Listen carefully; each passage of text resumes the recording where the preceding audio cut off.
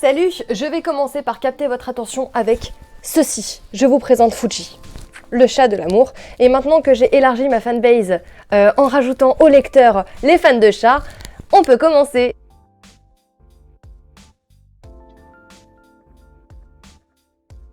Le sujet de la vidéo d'aujourd'hui, c'est mes dernières acquisitions livresques, notamment au cash à côté de chez moi. Parce qu'ils font des livres pas chers et en ce moment, ils font une super promo. Donc évidemment, j'ai pété les plombs. Et je suis repartie avec, il me semble, une quarantaine de livres. Mais sur la quarantaine en question, je vais vous en présenter, il me semble, 12 ou 13, parce que le reste, j'ai pris un petit peu pour tout le monde. Pour moi, pour ma famille, ma maman, mes nièces, etc. De base, j'avais prévu de vous faire éventuellement un compte rendu sur une lecture que j'ai fait ce week-end et qui était mauvaise, parce que j'ai énormément de choses à dire sur la dite lecture, mais je me suis dit, pour une troisième vidéo, tu vas pas commencer à couiner, d'autant que la vidéo juste avant s'était concentrée sur Orgueil et Préjugés, donc déjà une vidéo cadrée sur une œuvre. Je me voyais pas faire le même format pour aller clairement râler sur une autre œuvre. Donc je me suis dit, laisse passer, et à la limite, le flop en question, vous le retrouverez sûrement dans la nécrologie de la fin du mois, qui regroupera toutes mes lectures. Ensuite, j'ai lu également vos retours, que ça soit donc du coup dans les commentaires ou parmi mes copines, etc. sur Instagram. Pour l'instant, je sais que les montages de mes vidéos sont assez sommaires, je fais des cuts, j'insère de temps en temps une musique, c'est vite fait quand même, mais parce que j'utilise en fait le logiciel de montage qui est directement intégré dans mon ordinateur. Donc j'attends simplement la paye d'ici une semaine et je compte investir dans le logiciel de montage Filmora avec lequel j'ai commencé à me faire la patte sur la version d'essai. Le problème de la version d'essai, c'est que les vidéos que vous montez sont très bien, mais ça met un espèce d'énorme filigrane juste là, comme ça, voilà. Et c'est pas très saillant. Donc en attendant, je vais continuer avec ce logiciel un petit peu foireux, c'est l'affaire d'une petite semaine. Et dès que je pourrai m'offrir Filmora, j'espère que le montage sera un petit peu moins hasardeux. Le premier livre que je vais vous présenter, c'est tout simplement ma lecture en cours.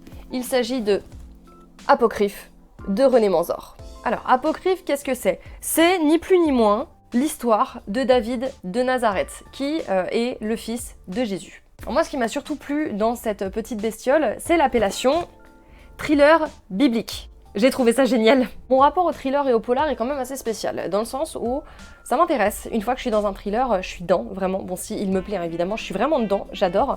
Mais le temps de me lancer dans un thriller ou dans un polar, en fait, j'ai toujours tendance à me dire, ouais, c'est sympa, mais c'est toujours à peu près les mêmes choses, quoi. Et alors là, j'avoue que thriller biblique, ça m'a interpellée. Je me dis, j'ai jamais lu un truc pareil, qui ne serait-ce que s'approche de ce genre de choses. On va essayer. J'en profite, je vous ai pas présenté, mais on a Nounours qui fait une dépression juste derrière. Deuxième livre que j'ai à vous présenter, là je partirai plutôt sur du policier plutôt que sur du thriller. Il s'agit de Plus fort qu'elle de Jacques Expert, qui est un auteur que j'adore et que j'ai découvert grâce à la youtubeuse Opaline, il me semble, avec elle avait fait une revue en fait sur Tu me plais. Je l'ai acheté du coup sur liseuse et je l'ai adoré, c'était un régal. Et depuis, Jacques Expert et moi, on vit un truc assez sympa quand même. J'aime beaucoup les livres qu'il écrit en général. Je les ai pas tous lus, j'en ai quand même lu pas mal.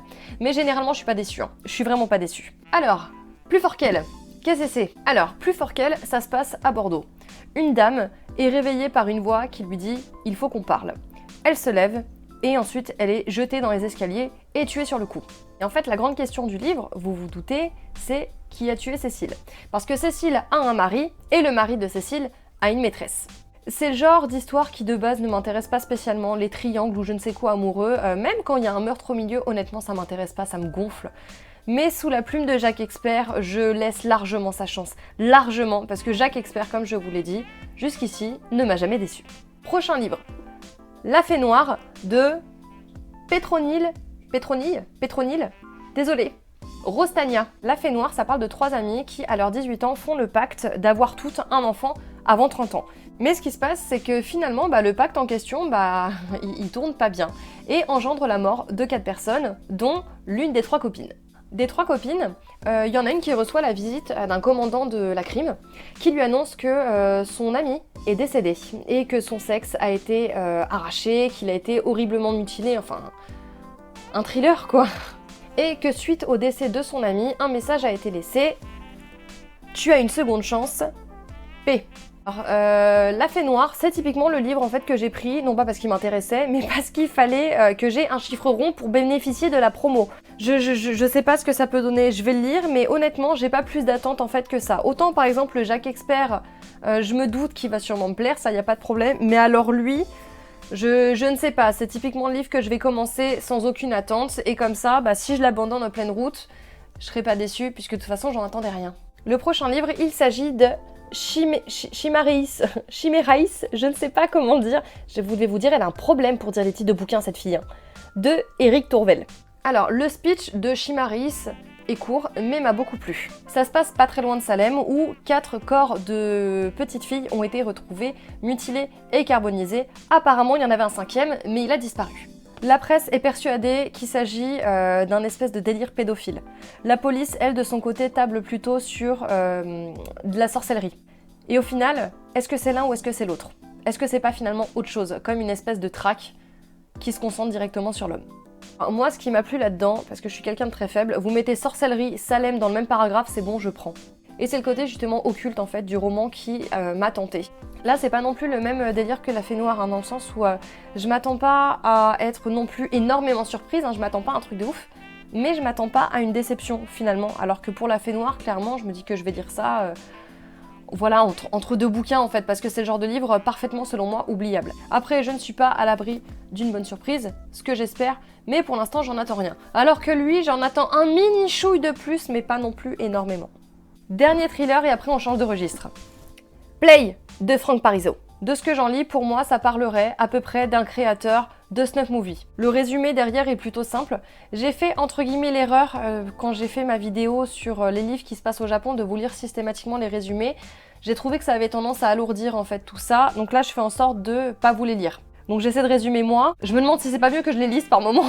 Donc là ça parlerait d'un mec qui filme les derniers instants plus ou moins choisis, hein, de tierces personnes et qui permet à une communauté de voyeurs de voir. Hein. C'est le nom, voyeur. C'est pour voir. Après, c'est pas dit de quelle manière c'est fait, si c'est fait sur internet ou quoi que ce soit, mais ça doit être diffusé. Moi, je parierais sur le net. On verra bien, de toute façon, à la lecture.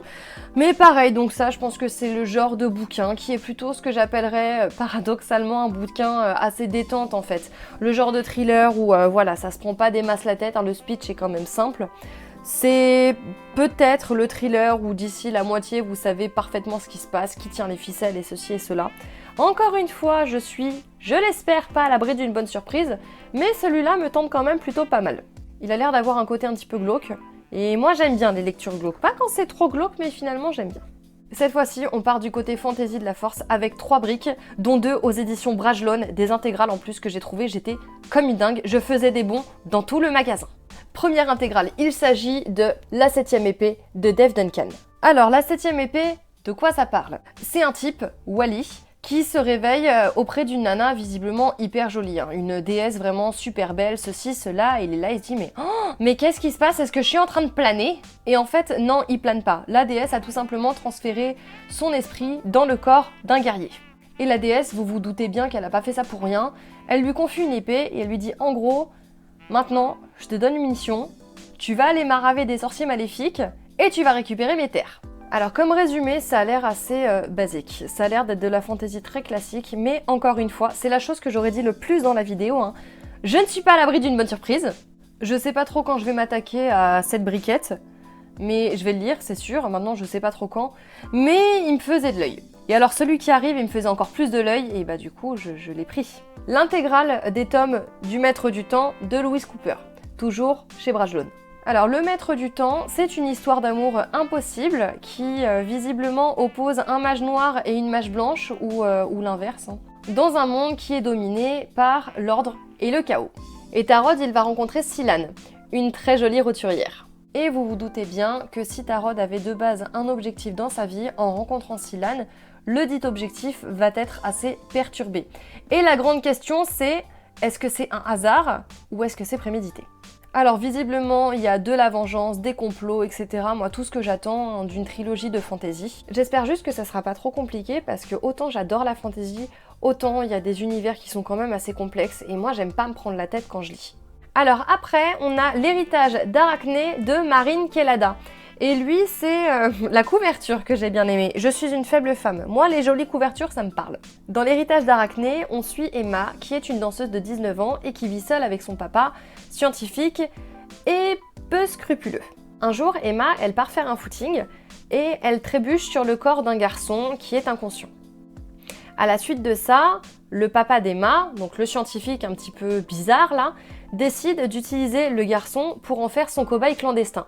Parce que c'est connu qu'à partir du moment où on trouve quelqu'un par terre, on l'enferme dans sa cave et on en fait son cobaye. Enfin vous, je sais pas comment ça se passe, mais chez moi, c'est comme ça. Bref, le père utilise ce garçon comme cobaye clandestin. Et Emma, finalement, le garçon, elle l'aime bien, quoi. Elle l'aime bien, mais apparemment, il a quand même 2-3 détails un petit peu spéciaux, notamment des yeux noirs, il parle dans une langue plutôt ancienne, enfin, pas une langue, je dirais plutôt un dialecte, mettons du siècle dernier, par exemple. Et il a un petit côté qui lui revient pas, en fait, un petit côté de pas spécialement de notre époque, qui va lui plaire énormément, et qui, vous vous doutez bien, va tout chambouler dans sa vie. Ce qui me donne envie de lire l'héritage d'Arachné, au-delà de sa superbe couverture, sans la petite araignée, même si finalement c'est le propos du roman, Arachné, araignée. C'est que l'intrigue paraît encore une fois assez basique. Il y a de l'amour, moi j'aime bien, quand il y a au moins un mini chouï d'amour, j'aime bien ça. Ça m'occupe un peu l'esprit, moi j'aime bien.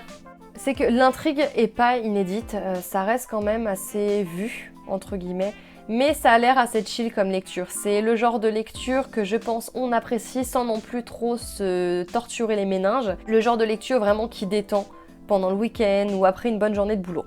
Et là, pour le coup, j'aime pas trop me lancer dans des trucs à me dire « Ah, alors lui, je vais l'adorer ». Mais je pense que lui, je risque de bien l'apprécier quand même. Ça sera peut-être pas un coup de cœur, mais je pense qu'il me plaira. J'espère. Les 2 livres qui vont suivre, il s'agit d'une BD et d'un manga. La BD en question, c'est Kiki de Montparnasse de Catel et Bocquet.